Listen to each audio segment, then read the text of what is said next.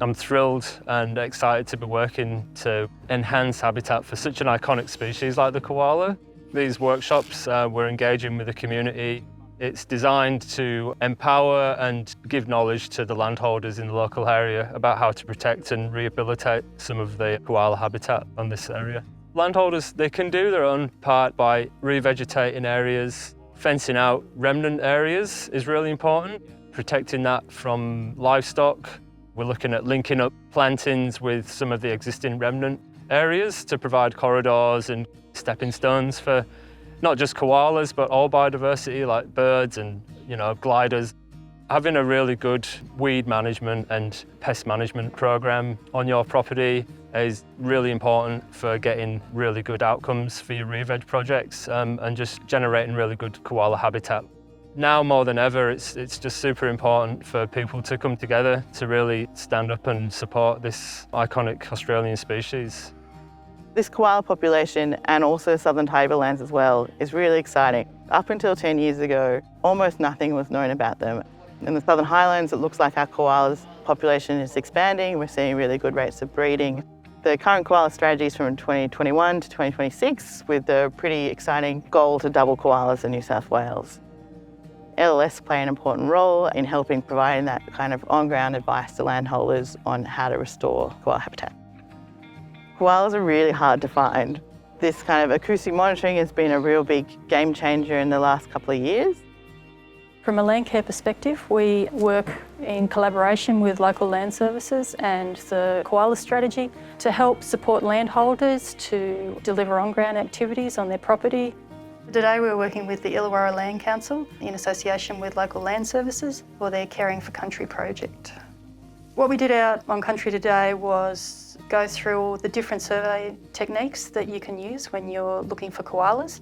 We started with looking for evidence of them being in the landscape, so their scats. We looked at the scratches that koalas might be leaving on trees, and then we found some which were great. And then we looked at the song meter, the audio recording tool, the programming that you need to do, how you deploy it, and also we looked at vegetation assessments that sort of give you a more detailed understanding of the landscape that this song meter is recording in. So it's good to be able to learn about koalas and how to help them as well, and be able to couple that sort of traditional knowledge of being out in the bush with a bit of more modern tech to help sort of maximise our effect in a positive way. I feel privileged to be out here. Something I've always wanted to do, care for country and do this sort of work. And yeah, just love it. Giving us more knowledge as well and helping us out a lot and helping them out. With the koala strategy, there's a big focus on getting Aboriginal organisations involved in that process, and that's something that we're true believers in. One of our goals is to have more people from country working on country, caring for country. And a lot of mob are so spread out now, not working in these spaces because they've been physically shut out of country, because there hasn't been that appreciation of traditional science. But now we're starting to see a bit more of the Western science and traditional methods starting to come together. So I think there's a lot to be gained for them individually, career-wise, culture-wise. And these audio recorders that we've been putting on people's places are such a simple tool to deploy and get that information and to tell a landholder that a koala's been detected on their place. It'll be a really good outcome for koala conservation because it'll get a better picture of where koalas are across their whole distribution. We've confirmed that Numarella is a hotspot for koalas, and we're getting up around 56% detection rate, which is on par with some of the results that they're getting in the more northern areas where koalas are found in higher densities. I think that we really need to protect this population, and in the face of threats in other areas, and especially in our more northern urban areas that are being expanded, and clearing all of this habitat, remnants like this are going to become even increasingly important. The dogs are a really important tool when it comes to finding koalas out there in the wild. Koalas can be pretty tricky to spot. If a koala has moved through that habitat, they will have left a sign. The dogs can sniff it out and they will locate that for us.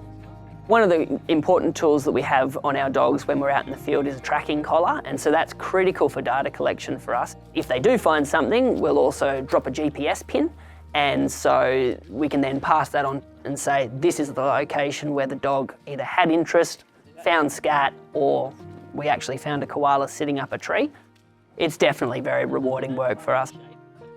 I'd love the community to understand that their koala population is quite unique, and they're actually using and feeding on a completely different range of species than what koalas are using in other areas, in other populations around New South Wales. So it's really valuable to have this information in their local area.